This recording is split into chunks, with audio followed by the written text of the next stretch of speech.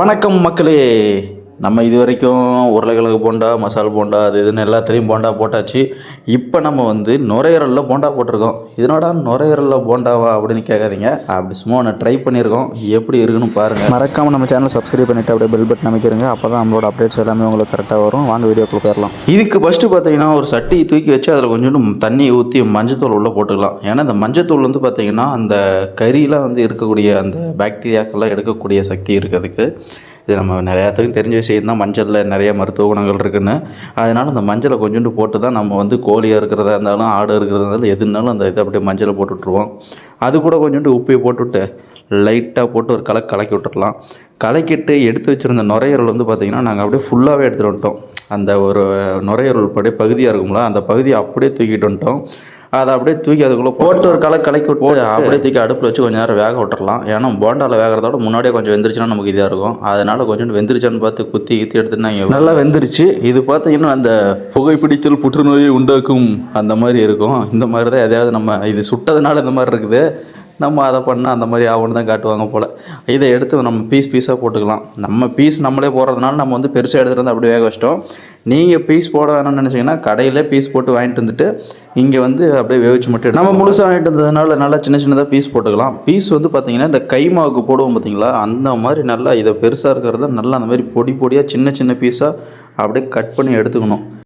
நம்ம கட் பண்ணதுக்கப்புறம் பார்த்திங்கன்னா இந்த பீஸ் பார்த்திங்கன்னா நமக்கு ரொம்ப சின்னதாக வேணும். அது இல்லாமல் இந்த நுரையீரல் பகுதி பார்த்திங்கன்னா கொஞ்சம் ஒரு மாதிரி நார் பகுதி மாதிரியே தான் இருக்கும். அதனால என்ன பண்ணுறோன்னு பார்த்திங்கன்னா கட் பண்ண பீஸ்லாம் எடுத்து ஒரு மிக்ஸி ஜாருக்குள்ளே போட்டுக்கலாம். போட்டு அதை அப்படியே கொஞ்சமாக போட்டுக்கோங்க. ஏன்னா எல்லாம் மாட்டிக்கும் அந்த மிக்ஸி ஜாரில். அதனால் அப்படியே உள்ளே கொஞ்சம் போட்டு ரெண்டு கிறுக்கு விட்டிங்கன்னு வச்சுக்கோங்க, நல்லா அப்படியே மசாஞ்சு ஒரு மாதிரி அந்த கைமாவோட ரொம்ப சின்ன பீஸாக நமக்கு கிடைக்கும். ஏன்னா அந்த மாதிரி இருந்துச்சுன்னா தான் நம்ம அந்த போண்டா பிடிக்கிறதுக்கான அந்த பதம் நல்லாவே வரும்.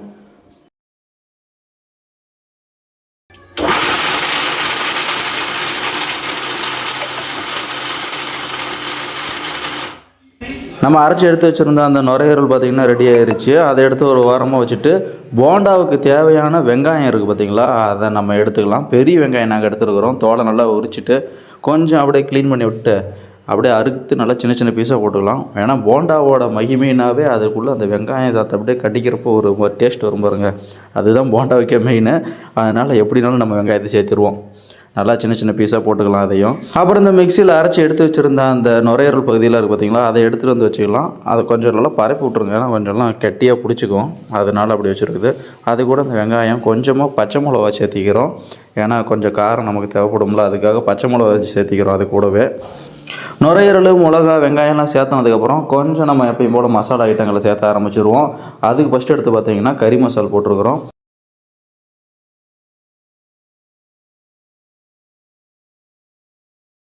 அது கூடவே நம்ம கொஞ்சம் இந்த பெப்பர் தூளையும் கலந்து விட்டுறலாம். அது கலந்து விட்டோம்னா தான் கொஞ்சம் அப்படியே நல்லா கிக்காக இருக்கும். அதுக்கப்புறம் நம்ம பண்பாட்டிலே ரொம்ப முக்கியமான ஒன்று உப்பு. அந்த உப்பை நம்ம கலக்கணும் இல்லையா, அதனால் அந்த உப்பை கொஞ்சோண்டு போட்டுவிட்டு அதையும் நம்ம சேர்த்து விட்டுறலாம்.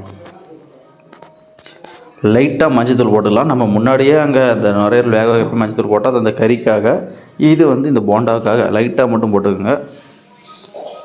அது கூடவே கொஞ்சம் சோம்பு போட்டுக்கலாம். போட்டு எல்லாத்தையும் போட்டு நல்லா அந்த சோறு பிசைகிற மாதிரி பிசைஞ்சிருங்க. பிசைஞ்சு எடுத்திங்கன்னா இதெல்லாம் அப்படியே இந்த வெங்காயம், அந்த மிளகா எல்லாம் கலக்கணும்.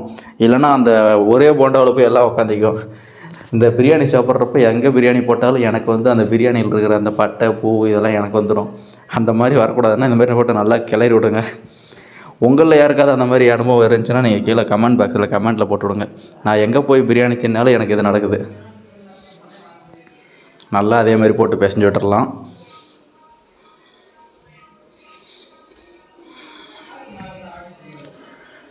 நீங்கள் பிசைய அப்படியே பார்த்தீங்கன்னா கொஞ்சம் அப்படியே அதில் லைட்டாக ஈரத்தன்மை இருக்கும். அதுலேயே அப்படி உங்களுக்கு பத்தில் அப்படிங்கிற பட்சத்தில் லைட்டாக தண்ணி ஊற்றிக்கலாம். ஏன்னா நம்ம போண்டா பிடிக்கிறதுனால அந்த உருண்டை பிடிக்கிறோம்.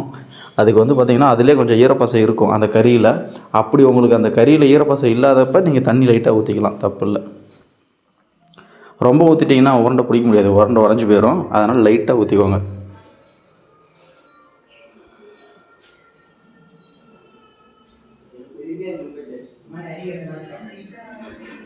பாருங்கள், இப்போ எல்லாம் கலந்து வந்துருச்சு.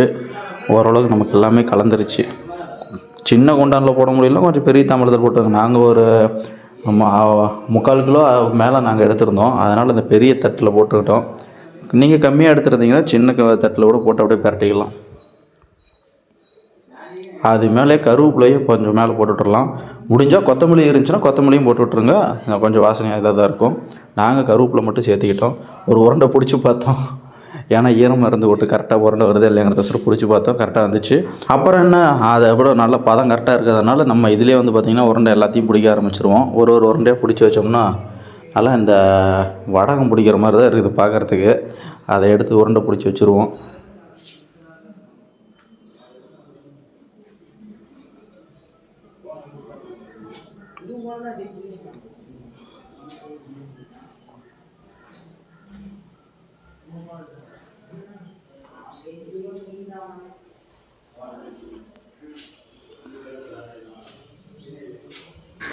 ஓரளவுக்கு நம்ம எல்லா உருண்டையும் பிடிச்சி வச்சிட்டோம். தட்டு ஃபுல்லாக வரும்னு பார்த்தோம். நமக்கு இதை பெரிய தட்டுங்கிறதுனால எவ்வளோ தான் வந்துச்சு. அதுக்கப்புறம் இதெல்லாம் எடுத்து ஒரு வாரமாக வச்சுட்டு சின்னதாக கடைசியாக ஒரு உருண்டை இருந்துச்சு, அதையும் பிடிச்சி வச்சுருவோம். இதுக்கப்புறம் நம்ம வந்து இதுக்குண்டான மாவு ரெடி பண்ண வேண்டிய வேலைக்குள் நம்ம இறங்க வேண்டியிருக்கு. அதுக்கு ஒரு வடை சட்டியை தூக்கி வச்சு அதில் வந்து பார்த்திங்கன்னா கடலை மாவு ஃபஸ்ட்டு கலந்துக்கிறோம்.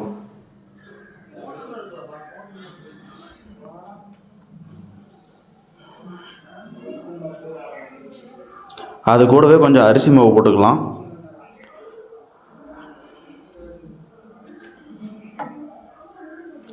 அப்புறம் காரத்துக்கு கொஞ்சமாக மிளகாத்தூள், ஏன்னா மீதியெல்லாம் நம்ம அதிலே கலந்துருக்கோம்.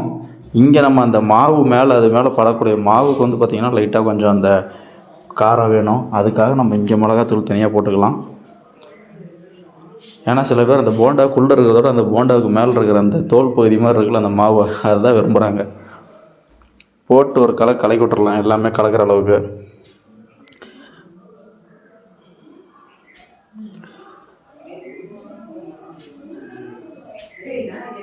கலக்கிட்டு அதிலே கொஞ்சம் வந்து பார்த்திங்கன்னா நம்ம சோடா உப்பு போட்டுக்கலாம்.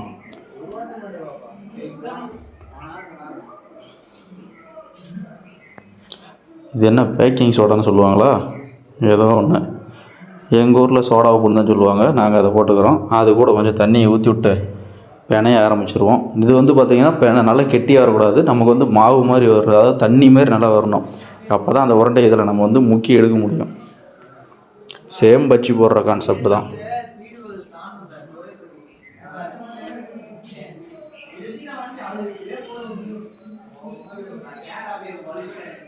தண்ணி எந்த அளவுக்கு தேவையோ அந்த அளவுக்கு ஊற்றி நல்லா தண்ணி மாதிரி கொஞ்சம் அப்படியே எடுத்துக்கோங்க. ஏன்னா ஒட்டுற மாதிரியே இருக்கணும். ரொம்ப தண்ணி ஆயிடுச்சுன்னா அந்த போண்டா கூட ஒட்டாது.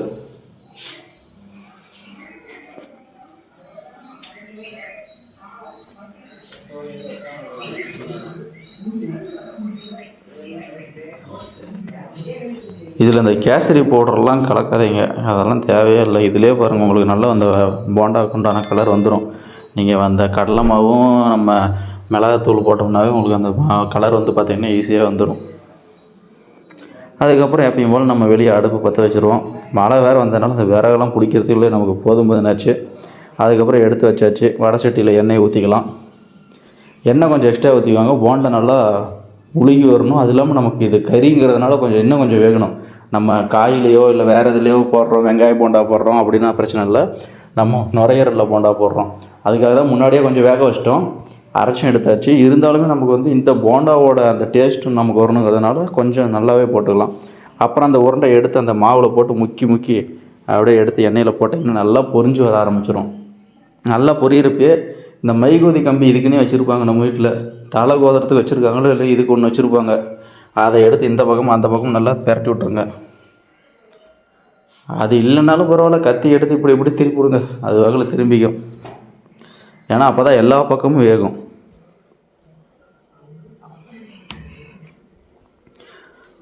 நல்லா பாருங்கள், இந்த மாதிரி பொதிஞ்சு வரணும், அப்படியே முட்டையாக வரணும்.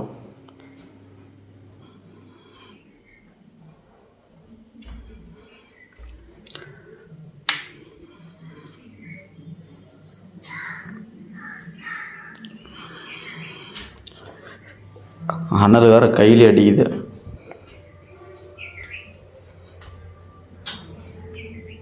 பாருங்கள், எந்த பவுடரும் நீங்கள் போட தேவையில்லை. நீங்கள் நார்மலாக நம்ம போட்டோம்னாவே இதுக்கு உண்டான கலர் வந்துடும். நல்லா முருகலாக விட்டுடுங்க, ஒன்றும் தப்பு இல்லை.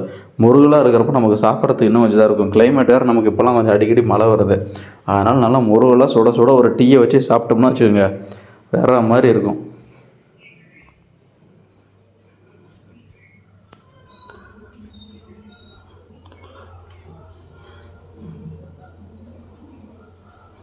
அடுத்த ரவுண்டு நாங்கள் போட ஆரம்பிச்சிட்டோம். இது ஒரு 4-5 ரவுண்டுக்கு மேலே வந்துச்சு. அதை ஃபுல்லாலாம் போட முடியாது. நம்ம இருக்கிறது எல்லாத்தையும் போட்டு ஒரு 2-3 இது மட்டும் இப்போ போட்டிருக்கிறோம். அதை மட்டும் எடுத்து அப்படியே வீடியோவை போட்டோம். இன்னும் அதுக்கு மேலே பார்த்திங்கன்னா நிறையா வந்துச்சு. நீங்கள் வீட்டுக்குள்ளே கம்மியாக தேவைப்பட்டுச்சுன்னா ஒரு 1/2 கிலோ கூட வாங்கி போட்டுக்கோங்க, உங்களுக்கு அது ஈஸியாக இருக்கும்.